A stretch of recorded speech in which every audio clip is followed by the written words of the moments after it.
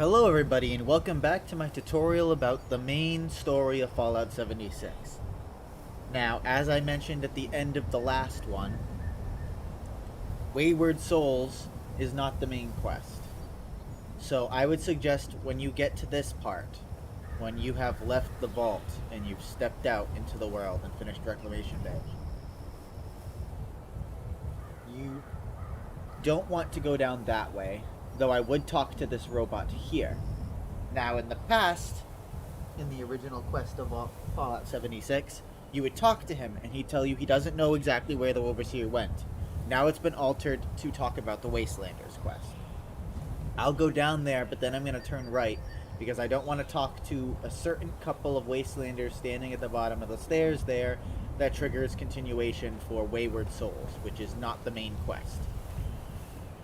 That takes you to the Wayward, and as much as you can go there, I'll teach you guys about that when we get to that. But for now, let's go talk to Pennington, and I will teach you how the dialogue works more so than I did in the vault. Oh, sir! Those young ladies down there, they seem exceedingly alive. They haven't yet made any untoward advances, but perhaps you could speak to them? Verify their intentions are civil? As I explained before, you can hold down Shift to look around your entire area, so you can focus in on things like getting these balloons in the frame or whatever you're trying to do. You can select with this, or you can move the mouse out of the frame and use the arrow keys, pressing space to say whatever. H will hide the history of your chats. You can keep it on if you want to know what was said before, which ones you said, which ones you didn't. So I'm going to go with, I'm not worried about what these people were saying. I'm going to ask about the Overseer and say I'm ought to be on my way. But you can come back, you can say all these dialogue options on your own, or you can do it immediately. Doesn't matter to me. But those first three are related to Wastelanders. So I'm going to go with, have you seen the Overseer? Well, yes, but it's been some time. But she was a resourceful woman. I'm sure she's all right. Oh, do be careful out there, sir. So as you see there, it triggered Wayward Souls. We aren't going to be doing Wayward Souls. We are doing the original main quest. So I would suggest going into your Pip-Boy, going down to it, and clicking on it to unequip the quest so it won't appear in the top right corner and bother you. And I wouldn't suggest following down these stairs because there's going to be a couple people, as you can see in the corner there, down there, that'll trigger more conversation continuing that quest. So I would suggest either talking to him a little bit, going back up, or going down that way. The original way to get through Appalachia is that way. I always go this other way because this is a better way for some early supplies. Now keep in mind, I'm going to show you guys how custom worlds work in this episode after we've gotten to the Overseer's camp, which is where we're heading to start the main quest.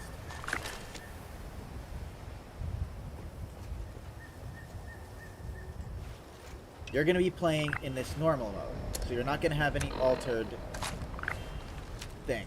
So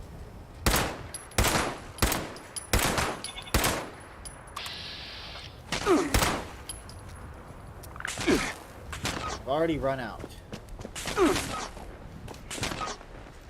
But essentially, there are first aid kits here. I would suggest grabbing. Bashing is actually more effective here. And those propaganda papers that just popped up, you can sell those to vendors. I'll explain vendors later. Sprinting does do more damage in melee, like sprinting first before you attack, so make sure you do that. I don't want to take too much damage here, so I'm going to take care of this.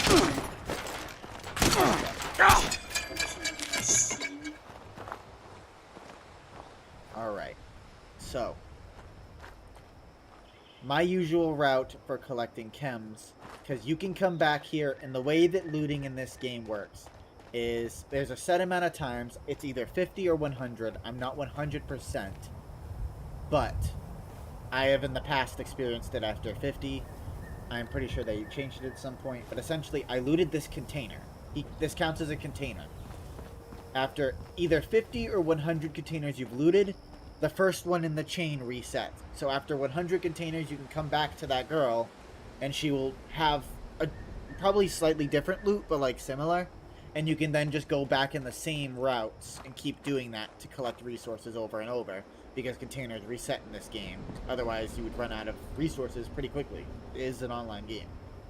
So I would loot that first aid kit, and I'll show you where else, and I'll tell you when we get the pharma thing happening. There's a grenade in here. No, this time it was a mine. I pressed caps lock to go slower, so I can back away. Noticing me, now he's 100% noticed me. Hit Alt, my button for bashing. And now I'm gonna run down here. This is a couple spots for ammo. This will have random ammo. This will as well. Sneaking around this way. There's a first aid kit here. An ammo box here. I would jump over this. There is ammo box here. There's an ammo box here. And then if you come down over here, there's a corpse that usually has a random chem here. And another first aid kit. So that's a good start. So just from doing that, we have some Stimpack Supers, Stimpaks, Radaway, Rad-X.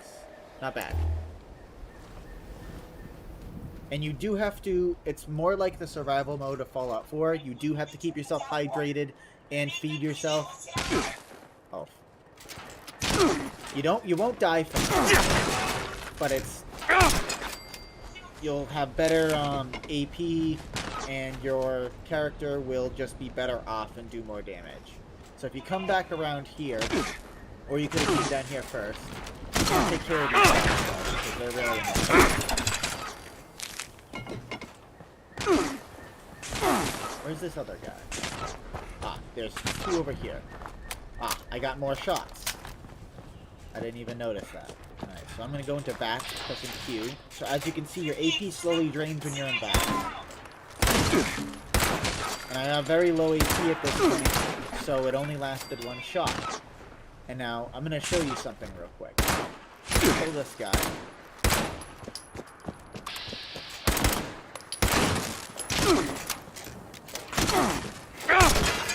I'm going to press R. So now I can see all the nearby corpses, including the ones we just killed. I can press R to just take all of this. And now when I go back down to these corpses, it's empty. There is another corpse over here, though, and that's the one that it's looting. It does find corpses that are already, like, part of the story of dead other humans. So there's the combat knife, the pipe wrench, the flyer, and the scrap. So now when I go over to this man over here, he won't have anything on him anymore. But this doesn't work for lootable items in the overworld or other containers in here, so you'll still have to physically go over to them and collect. These sometimes have caps and chems on them, but it's usually scrap. These will usually have ammo. This can have bobby pins like that. That was pretty lucky. Collect all the scrap you can.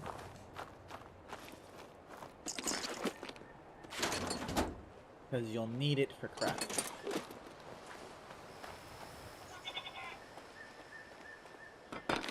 Things we can search over here as well. Better future begins today. Now, since I'm not trying to show you my chem route, I'm not going to go crazy showing you all these, because you can explore these places as you play. But essentially, if you see logs, you see something you can gather from, do it.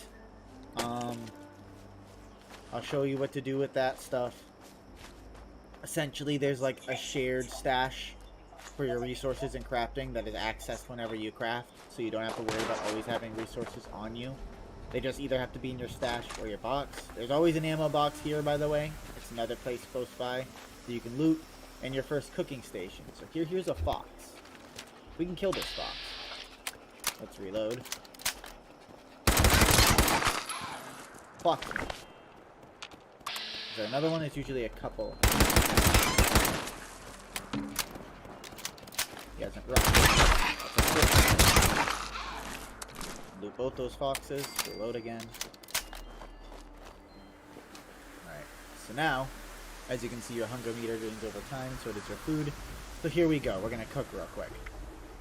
Pressing Q so I can see only the stuff that I can make now, because I don't have the plans for other stuff yet.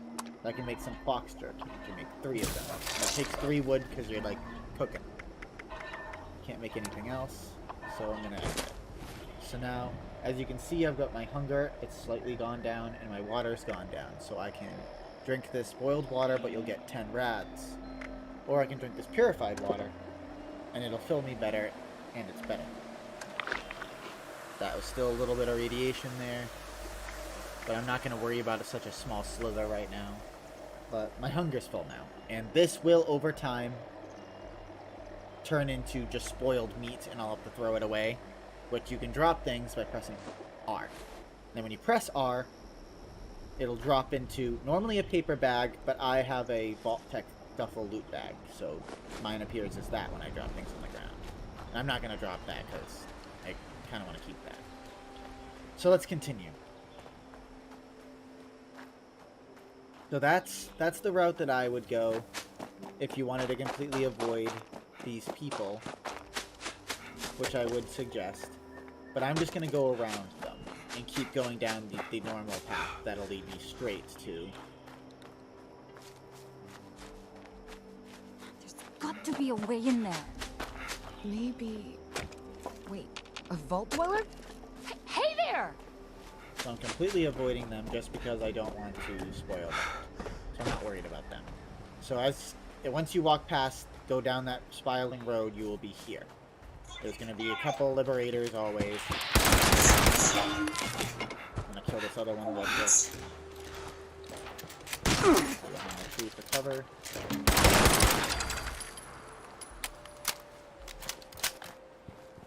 I can't find his corpse. So what I'm going to do is go to this one. Nearby corpses. This is the first note that I'm finding. Some scrap. That note was on this protect drum. So generally, the first route you're going to want to do in order to find the Overseer's camp, because that's what she said in the holotape. She wanted you to find her there. That's got some lootables and sometimes normal wastelanders. Keep coming down this path. Now keep in mind, as you run around, your hunger and thirst meters will come down a little bit faster than just normally walking. But you can find food often enough in the forest region, because as I'm going to show you right here, this green area is the forest region. So initially when the game started, this was the low level, levels 1 through around 20 max level for enemies. And then this was marketed somewhat as the second region, the Ash Heap, which is all mining and excavators and all that. And when it got nuked, this place got nuked, it's all fire and brimstone. There's ashes coming up. It's toxic. You gotta wear power armor or a gas mask to come in here, or you'll start getting diseases. Which this game does have diseases. You can get sick with sicknesses that will lower your stats. Some of them have some positives to it, almost like a mutation. But generally, you can just take a disease cure or antibiotics to make it go away. Antibiotics is pretty easy to come by, and that's kind of what you want to use every time. It'll cure all diseases. So, Forest, Ash Heap. This is the Savage Divide. It's the Raider-filled area. It's where all the old Raider gangs lived. This area is all like desert colored. It's something. This is like the mid tier, so this would be like 30 to like 40, 45, whereas this was like 20 to 30. The enemies. This was the Toxic Valley, which there was all kinds of like plants and there was a dam and everything, and when it got nuked, it all just covered it all in white, toxic. You can get sick pretty easily here. Again, I'd wear the gas mask and use Rad-X and all that in the area. This was around the same as this. And then we got the Mire. The Mire is arguably, in my opinion, the scariest region because it's dark. This is the place where the Garden of Eden creation kit went off. And there's vines, and it's a living, breathing organism, kind of, with like a strangler heart event. It's harder. I would say that's between like 30 to 40 to 50. It can be level 50. And then this place is just level 50 plus. Like, you want to be max level with the builds that you're pretty solid about for the Cranberry Bog. Because this is the end game area. That's why there's a little bat here. Because this is the area that the intention is that you're supposed to nuke. There's specifically a place called Fissure Site Prime that you want to be nuking. However, right now we're just at the beginning. And I'm showing you how to start this main quest, because we still haven't even started it, and even when we find the Overseer's camp, we won't have started it. I remember when I started, there was a notification telling me where to go. There is not now. So, I'm going to run, because I do want to show you guys how custom worlds work as I do this tutorial. So we're running off this way. I would keep following my route.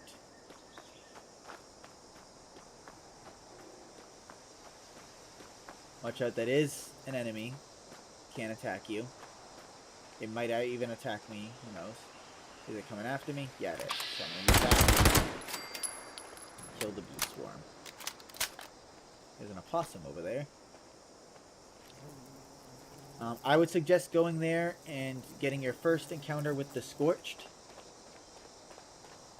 I've mentioned what the Scorched was and how that worked and how it was a sickness and all that. But if you want to get your first encounters with them, there they are. And they do have a hive mind, so they'll say stuff like us and we are one and all of that.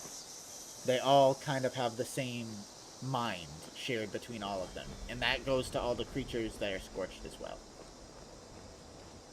I'm just gonna sneak by it because I don't want to deal with it right now.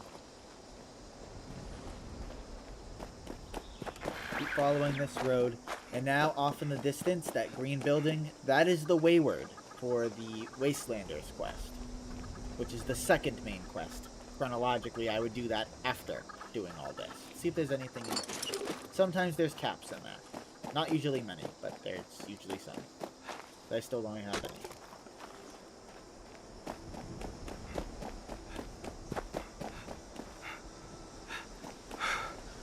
I'll explain at a later date how caps work and all that. Because I'm going to be doing most of this main quest in a custom world. But I have to start this main quest before it'll pop up. Because I noticed when testing it that going to this Overseer's camp in a custom world, the holotape did not pop up for me.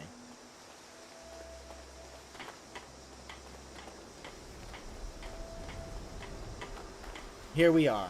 We're at the Overseer's camp. This is where she said that you would find her. But she moved on. Over here you'll get your first plan. So the way this works is I'm going to grab that. I just pressed E, I didn't hold it down. So in this game, you have to learn plans to make things. To make mods, you need to learn the plan. You can do that by scrapping weapons. So if I scrapped this pipe pistol, there's a chance I would learn, say, a bigger magazine or a longer barrel. It's just a random chance, and you won't even always get one every time. But the way when you find a plan out in the wild or a recipe, you just click on it, and now when I'm building in build mode, I can build a metal bed. So for crafting, here, so scrapping items, I pressed R. So now I click on that, and I scrap it, and I'll get those things. I can do that with weapons too, so I'm going to do that with this pipe wrench.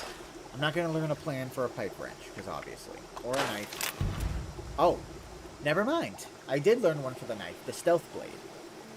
I'm going to keep this machete, though, because it's the only melee weapon we got. Now, I'm going into my Pip-Boy. I'm going to do something I'm going to press C for stim pack. I'm going to put rad X, rad away. That's just mine. You don't have to do that. Pistol and the weapon. So now when I press F for my favorites, I've got a stim pack. I can either press equal or just quickly press F and then click it to stim pack myself. I can press 1 to do rad X, 2 for rad away, 3 to switch to the pipe pistol, 4 to machete, or just like click. So I press. So I got the pistol out, press 4, now I've got the machete. Press 3, now I got the pipe pistol. So that's how the favorites work. Now crafting, you just press E. It's not any different than Fallout 4. It's just a little different. So I've got the invader here. I have to make a weapon anyway, so I'm just going to make that. I unlocked this in the atomic shop. I'm going to click it, press E or A. I pressed E. E is the same as space, pretty much. I need all that to make it, and luckily I've collected that in my journey so far. So I'm making the invader. You won't have that automatically. That's an Atom Shop item. I gained XP for making that. So now I click on it, and I've got the invader.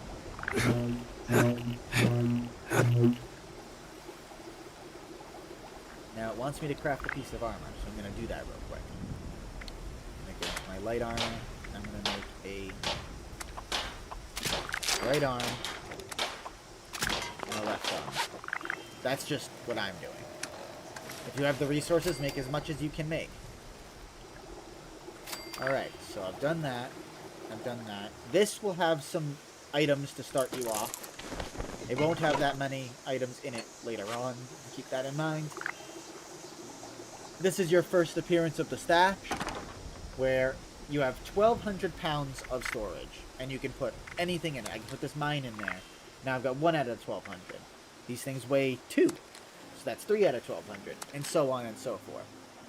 And essentially, you have to keep all the resources you have up to that amount of storage. Like, even your junk. I can just throw this in, and then at any time, which I would always scrap your junk down to its smallest amount. So I would go here, press T, see how I have 43 out of 160, scrapping all of my junk items.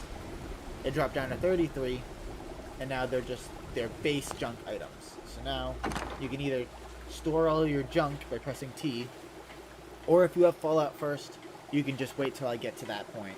Because I do, and I'm going to show that. So we got the cooking station, but we've already cooked. Now, I'm not quite sure why there's nothing in the Overseer's cache here. Let me check something. So we do have that. Now I'm going to go into my Pip-Boy side. I'm going to uncheck these side missions because I don't want to focus on those. We still have not started the main quest.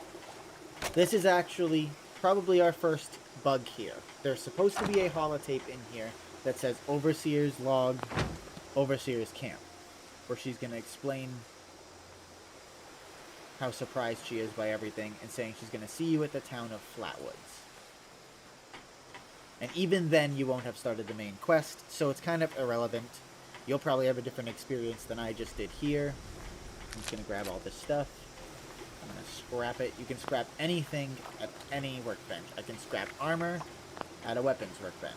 You know, it doesn't matter. I'm going to scrap that for the resources, however. If you have Fallout first, you will have a tent you can deploy. I press F, I press P, then I get this thing. I can place it down anywhere. I just press E or enter, and it's here. Mine is customized because I have Fallout first. Essentially, if you are going to have Fallout first, you will be able to place this in your camp, and you will obviously have this tent to deploy anywhere, and it'll be a free fast travel spot at any time. You will go to the scrap box and store it there. And even when Fallout first expires, you'll still have scrap in here, and this way the scrap doesn't count towards your storage.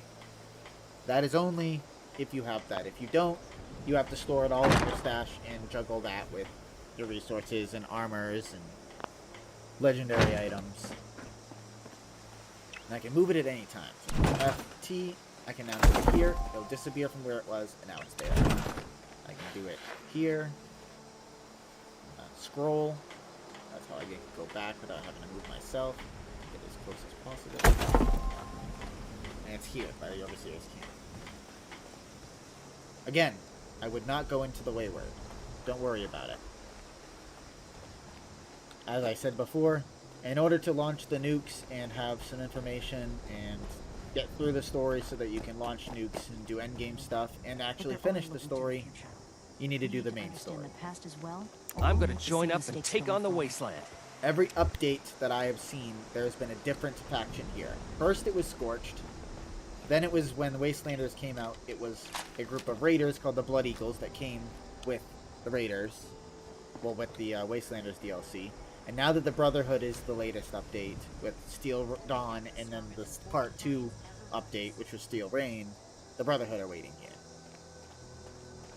And then next time they have people, there might be something different, considering the next update has the Pit, and you're going to be doing that through the Responders coming back. The Responders are probably going to be there. This is part of a side quest that you're going to get past the town of Flatwoods.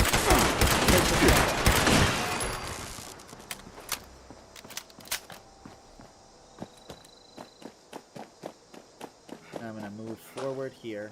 There will always be 3 dogs here. Kill them for their meat and EXP.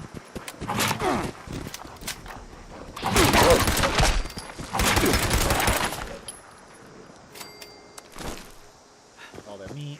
Reloading. See if there's any caps. No. Still not a single cap game. That's unfortunate. I'm going to collect this wood. Wood is really important for crafting your camp, building walls and all that. I accidentally looted that soot flower from that blue plant. And these are the rhododendron. This guy is a random encounter that you can recruit to sit at your camp. And he has like a side quest.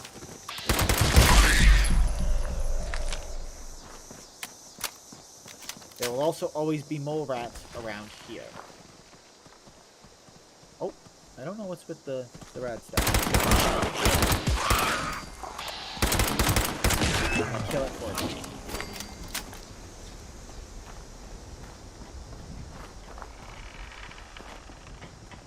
Alright, we're by the Green Country Lodge.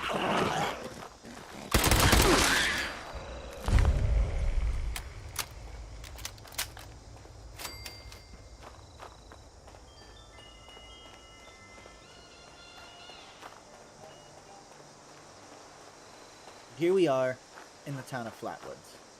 This is where the main quest really begins. It's when you actually will have a quest that starts the main storyline up here on Morgan Boy.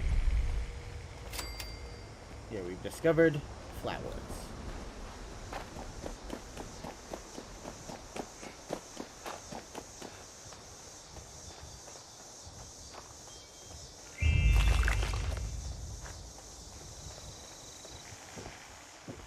Here it is, Overseer's Log Flatwoods. You'll play this.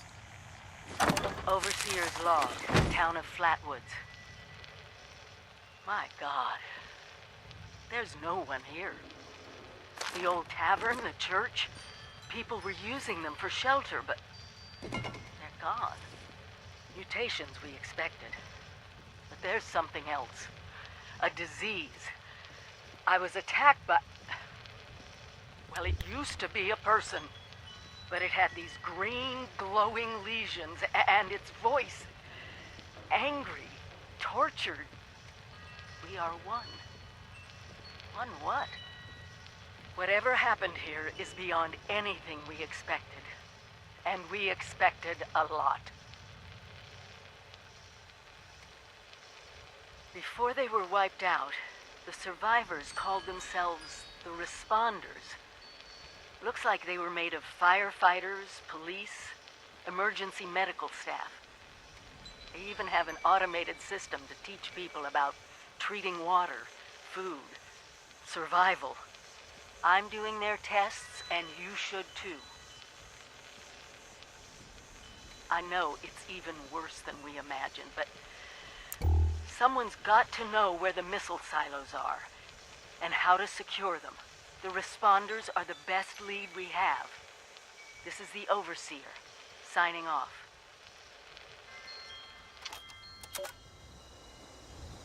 Now, there are other things here, like side stories.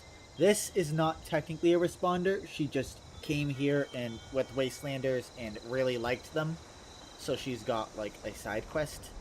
It's not really a side quest. It's more like you can talk to her and she'll tell you how excited she was. At all of the main quest areas, they have people standing there now that are, like, super fanboys of the people that were there. But essentially, they weren't part of the main story. I wouldn't even bother talking to them, but you can. I would do that again when you do Wastelanders. So, that's obviously some stuff. And here's the first recipe. I'm just going to hold down E instead of grabbing it, so that I can just straight learn it. Another big pistol. A mine. Alright, so in order to start this main quest, you want to come to these kiosks. I would read this terminal in the church first, because that was originally what you had to do. I crouch first. So you'd hit login, guest, you can print the newsletter. You can't really do anything. These are all things you can read on your own. But you can't do anything until you've joined the responders. So what you're going to want to do to start the actual main quest and have it pop up on your Pip-Boy, come to this check-in here where the responders were having people self-register so they could join the responders and start helping. As the responders were the original first responders, such as the fire department, the police, nurses, doctors, all that, people with special training, survival training, and they all joined together and created a group called the Responders to help out people around the region. And they were investigating the Scorched Plague and trying to create a cure. So you'll come here, volunteers register here, you press E. And there we are. First things first. This is the first quest in the storyline. You start with the responders. Become a volunteer responder by completing basic training courses. So that's the first thing you have to do.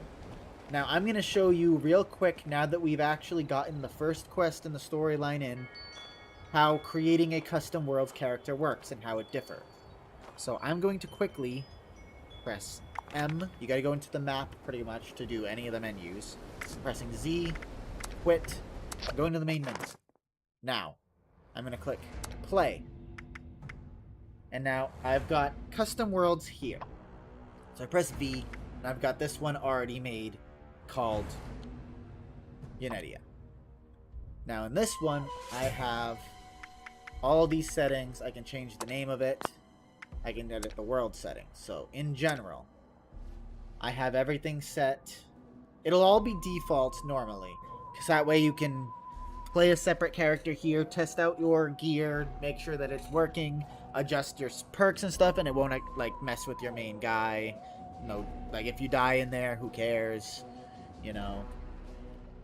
But for this, because we're not worried about anything right now, we're just going to be trying to quickly get through the original main quest so I can show you exactly where to go and what to do. I'm going to be doing this for you guys in a custom world. So my custom world, I've designed it so that almost everything's normal, but things that affect me that are going to make things harder on me, because this game gets pretty difficult in the lower levels. Like, when you're in the high levels, it gets real hard too, but the game adjusts to your level now after the one Wasteland update. So now while somebody level 50 might be seeing a level 50 enemy, if you're shooting at the same one and you're level 10, the enemy will say they're level 10, unless it's a high-end region or event, in which case they'll probably be higher level than you, and you might want to watch out. But generally, they'll be closer to your level than they are to the other person fighting, who might be level 1000, for all you know. And even to a level 1000, the max level I've ever seen is level 100. But I set everything normal. I set power armor drain to be disabled, because I'm going to need power armor at one point. I'm going to probably use it, and I'll show you how it works. I set my jump height to default, because I'm not going to mess with that, because there's actual mutations. Well, there is a mutation that helps you with your jump height. But in exchange, your hunger and thirst go down faster. But I don't want jump AP I don't want jumping to cost my AP. I don't want to worry about paying for fast travel, because normally fast traveling will cost you a cap if the place is really close to you, up to a maximum. I think I've seen 50 if it's quite literally you're in the bottom left corner of the map near like the border, and you go to a specific place in the top right corner, and you're like trying to go straight across the map as far as possible from your location. The max I've seen is 50 caps, but it costs caps to fast travel. There is a perk that lowers that price, and if you have the 3rd star version of it, it will be like, I don't know, 50% cheaper. I can't remember what exactly it is. I can set it so that all of the locations on the map are discovered, but that's not what I'm going to do here, because I'm going to quickly show you how to get to each next area. Fall damage. I don't want to take fall damage. Keep in mind, you can take fall damage. And I also set my carry weight to be wicked high and to multiply it by 1,000, because I don't want to worry about being over encumbered and slowly walking. Here in my workshop, I can set that in workshops and camps. I have mine set that I can build with anything. I make it so free workbench crafting, so if I want to craft stuff on my workbench, it won't cost me resources. It will for you. As I showed you before, because some of those things I could not craft because I did not have the materials or even the plans. But I'm just doing this so that when I show you things, show you how building works and all that, it'll be easier on me. Because you do only have a certain amount of budget to build your camp. Because it's too taxing on the world to have too many crazy camps. But people have workarounds. I usually try to just stick to the budget. Other people might not. Here in combat, I set it so that I have VATs. Your equipment will degrade as you use it to eventually breaking, in which case you've got to go to the modify section. So you'd go to a weapons workbench and press spacebar, and you would alter it to modify, and you'd inspect your weapon and then press R, and it would use whatever resources it takes to repair that weapon to repair it, so that you can just fix it and continue. I can have legendary effects. I'm going to keep that on and make it so it doesn't cost me anything at the workshops, because I'm going to show you how rolling weapons for legendary effects works, because you don't have to always find a legendary weapon. If you do enough special events and do enough events in game with other players, do certain things, etc., get enough legendary script currency to buy more legendary modules from the purveyor's shop, and you'll be able to randomly cycle up to 3 mod effects to your weapon, and you can just keep doing it to the same weapon until you eventually get 3 rolls that you really like explosive, every shot being double, and having quadruple the ammo in a clip before you have to reload. So for a minigun that has 500 shots, if it has the quad enchantment or the quad legendary effect, it will have, let's see, 5,000. It'll have 2,000 rounds before you have to reload, just in the clip alone, before you got to reload to another one, which is pretty cool. I can set that if I want, so that like enemies can spawn closer to me than they normally would, but I'm not gonna do that. I'm gonna set the easy, all this. I'm gonna set it so that I don't take any damage, but enemies I fight will just die. Obviously, that's not gonna happen for you.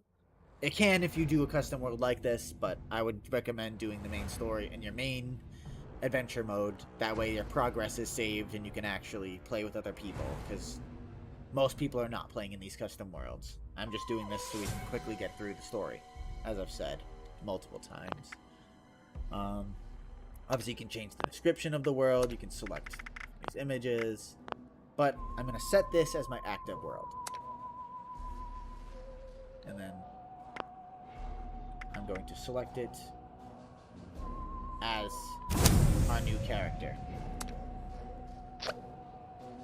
So now it's going to build me a server with those specific modifications to the way the game works.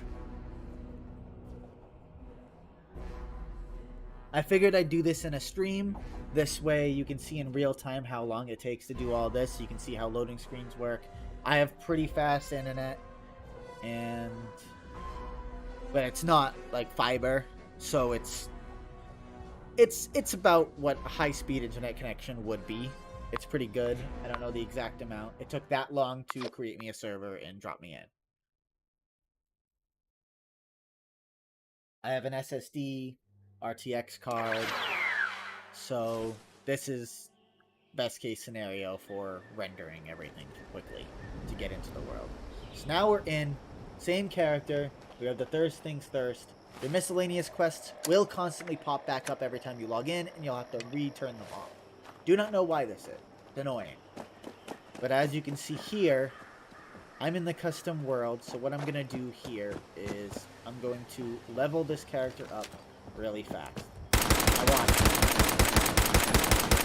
I can just shoot as much without having to reload because that's the effect that I put on the world. I know that there's some ghouls up here, so I'm going to kill these ghouls and level up. But as you can see, jumping is not affecting my AP. This is different from the mode we were just playing in. This is the custom world. I can't even reload if I want to. Shoot him once, he's dead. So if I shoot this other ghoul, I should level up. I just finished a challenge, which is a daily challenge. Now I'm at level 3. As you can see, there's the perk card pack. Whenever that pops up, I've got a perk card pack. So now I'm going to click level up. I'm going to select another in luck. And this one is Scrounger. Now I've got 3 luck and 2 perk cards.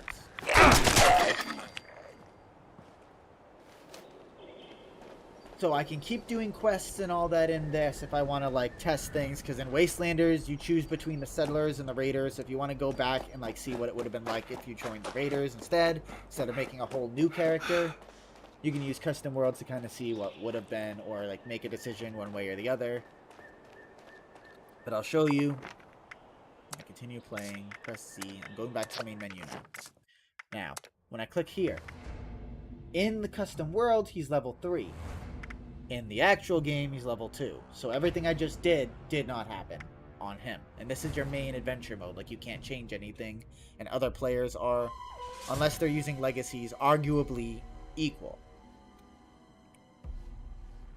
But in this is obviously, like, crazy. So, like, I could keep going and playing on this to level 50, and then reload this, and he'll still be level 3. So I could literally do the whole quest again if I wanted to see if there was something different or something I missed or something. Or once I'm level 50, I can then go in there, mess with layouts for my perk cards that I've collected over time and change things, and then just go in here and do it, like, instantly and not have to mess around with it for a while. With the chances of my character's hunger and thirst and effects and everything else. Because when you log out, your effects will continue. So if I fed and drank myself with stuff that all like gave me boosts to my strength and intelligence and stuff, and I just log off, the next day it'll resume where it is. Obviously it'll say like, you have this effect for 60 minutes.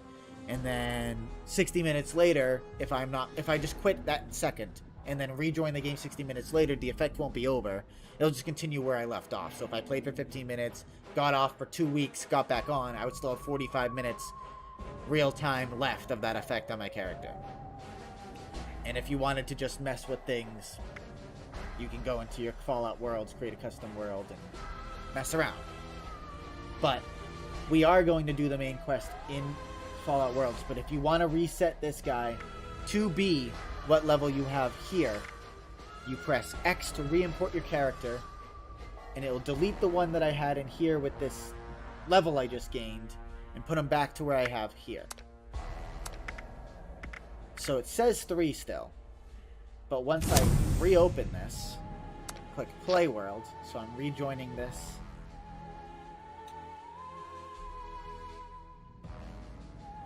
It'll probably take a bit to create those custom effects. And I am going to do the rest of this series in this custom worlds. And if I have any problems with doing it in custom world, because you're going to be doing it in adventure mode, and it's going to take you way longer. I'm just trying to speed through it. But obviously I've had problems where sometimes the holotapes aren't popping up for me in custom worlds. So if I have one that doesn't appear, I'm going to switch back to adventure mode and probably work my way up to where we were, and then reset the character, re-import it, and then continue off. That way you can see the whole main quest. But now that we've got the main quest in there, this should be fine. But as you can see, I'm back here again. Let me go into my perks. See? So, we're back to level 2 again. Even though it still said 3, it was level 2. They should fix that so that once you re-import it, it like matches it on the screen, but it doesn't match it until you join the game. So now we don't gotta worry about much. I'm not gonna explain how looting and stuff works, because you probably do not need that explained to you. So for this main quest, this one, Thirst Things Thirst, you need to locate Kesha Mcdermott. There's no icon telling me where she is, just a general area of where she's going to be. There's a lot of things where it's like in this bubble, somewhere is the character. For this one, you can go into here, people directory, and look for Kesha Mcdermott. It tells you she was last near the Flatwoods water. And look, it completed a side optional thing. Search for her location in the system has been completed. So now, I just gotta search for her, and now it's telling me exactly where she is. There's some times where this kind of thing is a feature to make it easier on you to find things, but I'm telling you exactly where they are. And this started this event here. Automated warning to all responders. The Mr. Farmhands are out of control. Evacuate civilians and take down those supervisors. Once they're dealt with, you'll have to reboot the server. Again. I'm not going to explain that event right now because I'm going to do separate episodes about the events. But essentially, you'll always have this event happen once you've started the game and come to this area. It has that Vault Tech Agriculture Center, and it has to do with the Mr. Farmhands. And once you do the quest, they won't be hostile to you anymore after a little while. But essentially, this is where Kesha is laying. And she has a water testing kit. That's all you need. You guys can loot the rest and learn about the survivors that were part of the responders that all died, and what their backstories were pre-war. So I took the water testing kit.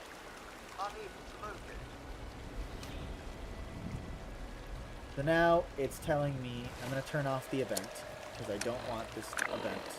And if you ever want to learn more about the stories, you can just mouse over that. Every time you do it, each piece, this will update. So she died while sampling the river water. At least I have her kit so I continue her work. So now it's telling me to test a sample of water. So I press R to collect. And I'll get a dirty water telling me the water is contaminated. Now if you collect 2 dirty waters, I'm going to collect a couple of them here. You can then, so you get it less rads from it. And you can use the boiled water in order to make things like teas and other things. I killed this possum. I'm going to show you one of the things you automatically can make with possum meat. But essentially, you grab some wood. Let's go into the cooking station. It's going to let me make unlimited of anything. But essentially, I would make this boiled water. And then with this boiled water, I can make this tea. But it's just telling me I know how to make everything. But you can make this bacon right off the bat.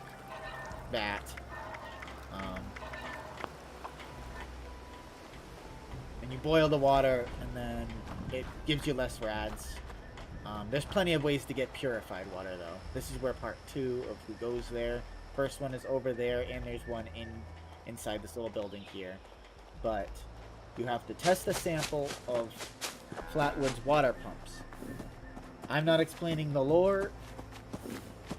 I am just showing you the story, so sorry about not going in depth. You'll get a general idea of the story in case you don't really want to pay attention while you're actually going through the motions. I press R.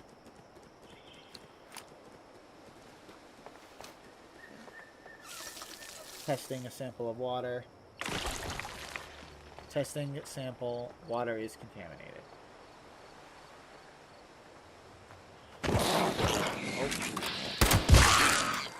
There's always a mole rat there. And there's some ghouls here. I showed you before. There's usually 3. Yeah, so there's a 3rd one still around. Usually over there. There's one laying there and one wandering here. I do not know where the 3rd one is. There's a Tinker's Workbench. And here, in case you get over encumbered while you're going through Flatwoods, and you don't have Fallout First, there is a stash box here. This is not always the case. There are a few Red Rocket stations that have one in it, but this one does, and it has a little scrap thing in case you want to scrap all your scrap to condense it. Here's our first cap. 4 is a pretty lucky number in my life, so that's actually kind of funny. Let me scrap all these.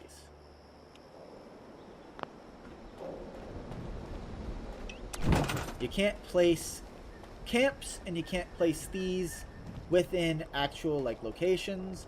Sometimes you can get them pretty close. Now I'm out of the range for fertile soil, so it's going to like say that I got kicked out of it.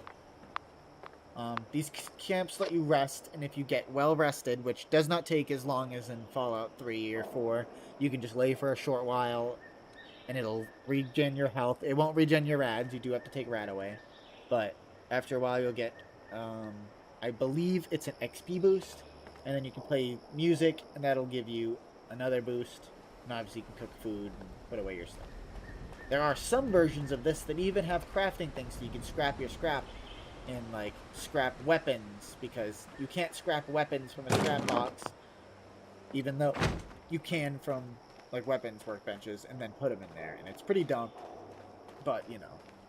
So the next part of the story is you have to go back to the church,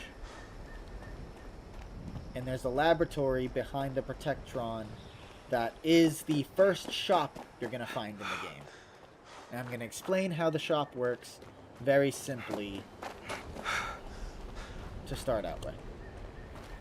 So essentially, there's vendors all across the map. There will be robots. They'll normally be in train station. And you just press Volunteer boiled water is necessary for equipment sterilization. Please assist. So, you can buy... Their prices are usually pretty bad. You wouldn't buy anything from them unless you like really want to start with a 10mm pistol, which you might even find one already. There's apparel here. They have plans. Volunteer boiled water is necessary for equipment sterilization. I wish Please you'd shut up. Assist. But you can sell things to them. Up to 1,400 caps per 24 hours. So you can't earn more than that a day. And then past that point, if you want more caps, you're going to have to do events, kill things, and hopefully you get rewarded with caps through events. Boiled water is necessary for equipment sterilization. Please assist. Really annoying me there. But essentially, you can sell up to 1,400 caps per day to them of random junk, random weapons, all kinds of stuff. So I'm going to sell this extra pipe pistol. Volunteer boiled water is necessary for the next 24 equipment hours, and every character is different, sterilization. so you can go into another character and collect assist. more caps. That is fine. You'll have to find some person to swap them in between your characters if you really wanted to do it that way. But I can sort by value, so these are worth the most. But volunteer boiled water is necessary for equipment each if I'm sterilization.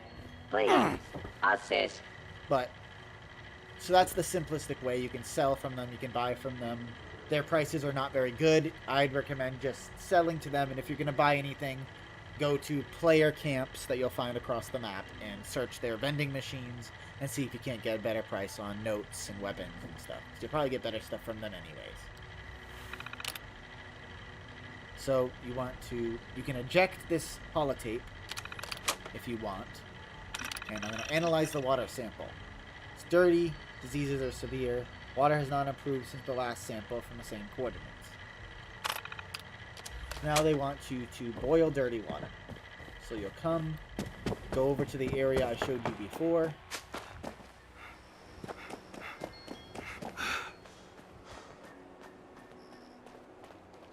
Even though it's saying to use that one, you can use that one too, but I would come here.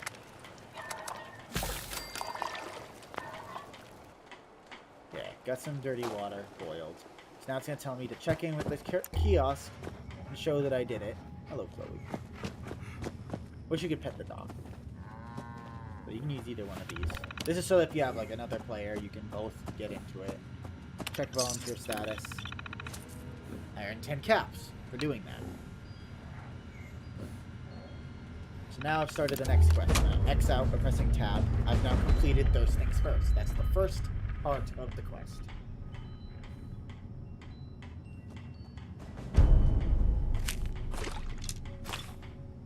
But as you've seen, just for doing that quest, I got a whole bunch of XP, and I started the next part, second helping.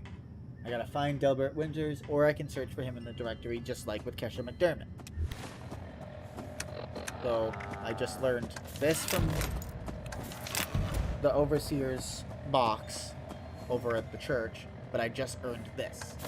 So now, at my camp, I can create a chemistry workbench, which I can use to make chems, to... I believe you can boil water from them, and if you find ores, you can melt them down with waste acid you'll find. So now, people directory, we're looking for Delbert Winters. He was a priest and a cook.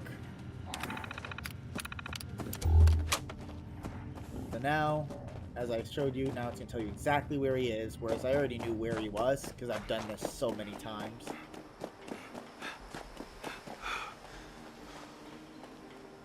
Look for him at his home, this trailer here. You can loot, obviously there's stuff in here. There's usually a plan there, or a recipe. And you found him. On the swim path. We found him, and now it's updating slowly. Search for training instructions around his house. You go into the terminal, volunteer training. That's all you have to do. The rest of them give you other things, like it tells you new recipes, and it'll automatically teach you some recipes without having to like read anything. I want you to cook a ribeye steak. It tells you originally to take meat from here, so that's pretty dumb. But I can just kill this Brahmin. Easy. I got that Brahmin meat. I don't know why it says optional. You legitimately need a piece of Brahmin meat in order to cook this. So I don't know why it said it was optional. It straight wasn't. And this is, I think, cooking lessons from him. Yeah. So, food. Ribeye steak. I made a ribeye steak. And now it's having me check in again. Chloe looks after me. She's the best guardian a girl could have. Maybe we will get the luck on the Vault 101 high. Nope, looks like I can kick rocks. So let's continue. Complete training.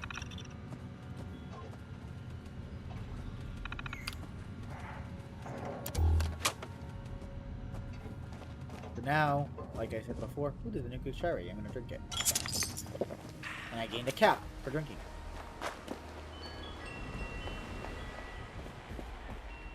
Like in all the others. Contacts the responders. Can't contact the responders because they are dead. Emergency. Contact your headquarters. Now I've leveled up and got another perk pack. And it told me where a bunch of areas are. A large horde of Scorchers on the move and might be headed for our main base at Morgantown Airport. So next, we head to Morgan. That's all the options I had to press. If you're trying to quickly deal through it, that's how you can just quickly select that option and it'll update the next part of the quest, which is Final Departure. So now I've learned the Thinker's Workbench, which is that green one that was up over by the Red Rocket. I'm not going to worry about leveling up because I'm just not worried about it. I don't have to. I am invincible and I kill everything in one shot. So everything can fear my level 1 pipe pistol. I wouldn't fear that if I were you, though, but if I were you, I would fear everything around me and get yourself a higher level stat. I think the first level you can craft a higher level weapon is level 5, and then level 10 from there, and all that. Now that we've got enemies nearby, I'm going to show you. It shows the enemies know where I am. So now, I have to go to Morgantown Airport, and it's closer to just go back to Vault 76. And I just instantly fast traveled. But normally when there's enemies near you, there's a cooldown of 15 seconds that it'll count down in the corner, and you cannot get hit during those 15 seconds, or else it will cancel the fast travel. So just kill all the enemies in your area or get somewhere where there's no way they can hurt you or shoot you. Mole rats are obviously a pain, hard to deal with when it comes to that. So now we gotta go straight to Morgantown Airport. And keep in mind, even though I can leave this at any time and come back and resume.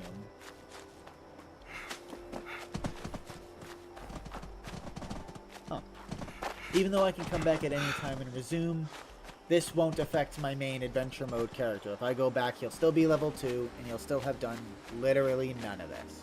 This is a separate continuity of the same character. It's the only way to have a second copy of the same character, and the only people you can play with are people that you invite to your custom world.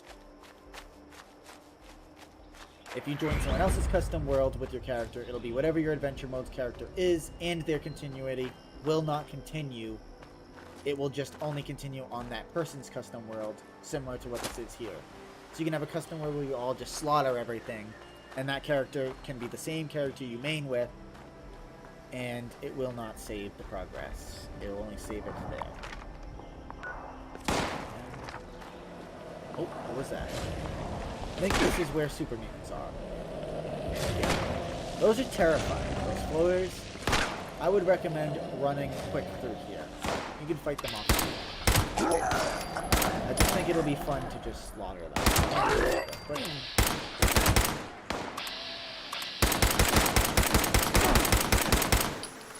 Ooh.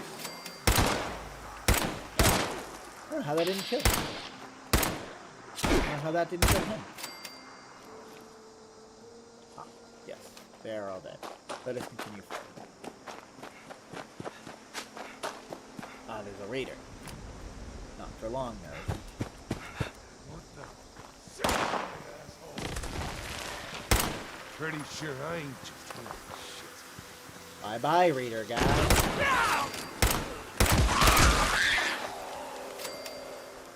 It is a fun way to play the game, though, if you do want to just slaughter everything. Spawn high-level creatures and just one-shot them.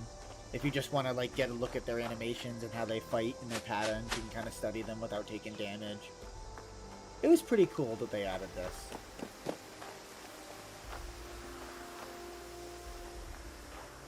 So, we're still heading to Morgantown Airport. This is the quickest route I can think of. Carefully drop down. Try not to have too high drops. You can run down an area. Do so, even if you're AP. It'll take a while, but obviously you'll learn fast travel points that you can use to get to closer places.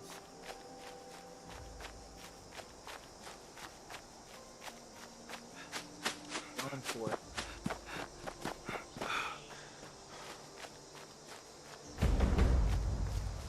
Workshops. So that's something I have not done myself because I don't participate in PvP, and if you participate in the workshop, even if you have passive mode, which is the same thing as Grand Theft Auto 5's mode, where you couldn't, like, get attacked in PvP.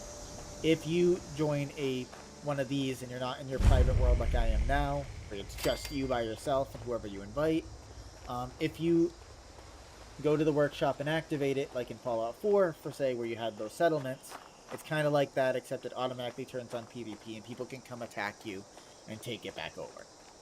So, if you don't like PvP, I wouldn't mess with it unless you're in your own private Fallout 1 single-player mode, private world, where you can then just use them to collect resources for as long as you want. I've gone a little off track, but I'm trying to keep to the road, because it is pretty bumpy. I'm going to keep opening my map as I'm getting closer, just so I know how much closer I'm getting to it. This was definitely closer than going through from Flatwoods, because you would have basically had to backtrack just slightly to the right, and it literally would not have saved you any time.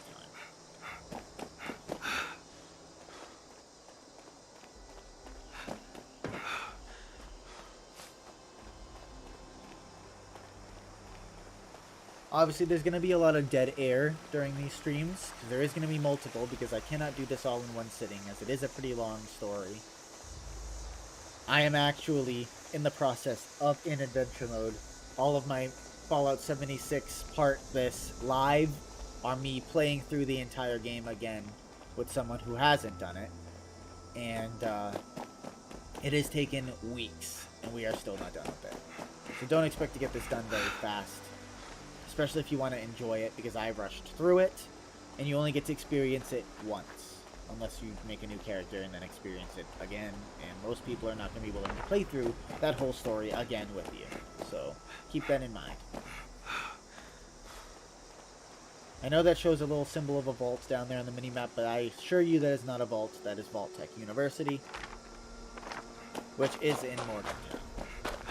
That little turn there leads down the road. I'm just sticking to the road so you can see the direct road route to get there. You can cut through the grass if you want, but essentially you're still going to end up here. That's the Portside Pub. You can loot that or whatever you want to do. Be careful around Mama Dolce's in Vault Tech University. There's a lot of ghouls.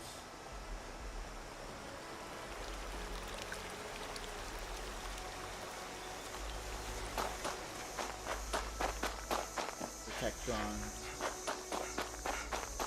But we're just trying to get to the airport. And as you can see in the minimap to my left, there's a little train icon. Oh, this might be our first encounter with the squid. You can see what they look like. They're all crystallized.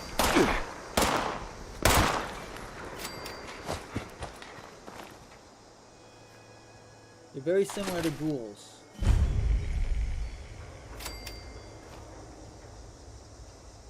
But the sickness has just stretched through their body and crystallized them because an ore they were mining pre-war, when the nukes fell, is what created this scorched plague, and it mutated bats into giant dragon-like, like in Skyrim and the Elder Scrolls and all that. It mutated them into giant ones, and them flying around spread it from their wings, and the ultracite is what the ore was called. It had the side effect of being not so good for you. And the nukes was what set off the reaction. Can't remember if it was a new element. This place here, where it leads to, is where you can get your first set of power armor, or more specifically a frame, so you can then put power armor parts. But under level 20, the only one you're going to find is Raider power armor, because everything else is going to be too high level.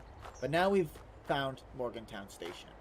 So as I said before, these stations have... I would never ever buy anything from this. Prices are ridiculous. This is where if you have a legendary weapon you don't like, you can exchange it for script, the same as other vendors. You only have 300 you can earn a day. There's a vendor here. Now trading for supplies, ammunition, and gear.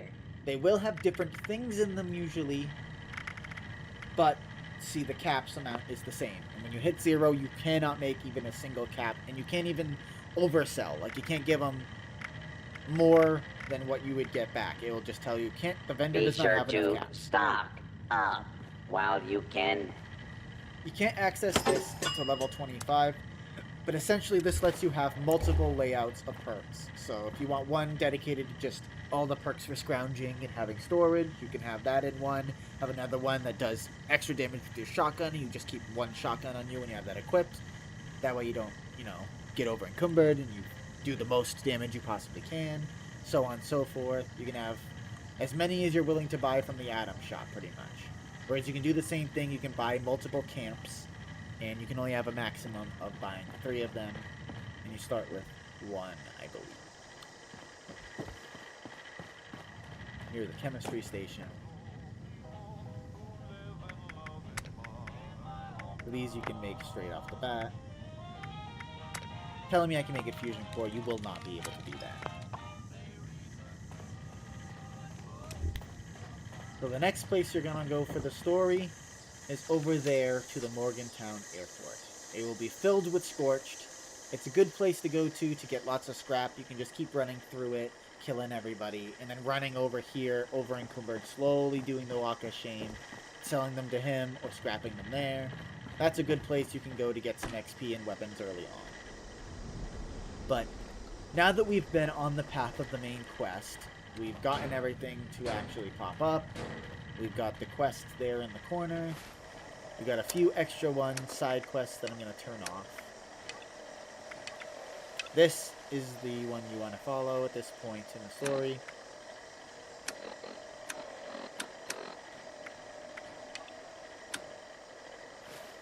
I'm going to end this here. Thank you for watching. On my next stream, I will continue the story from this point.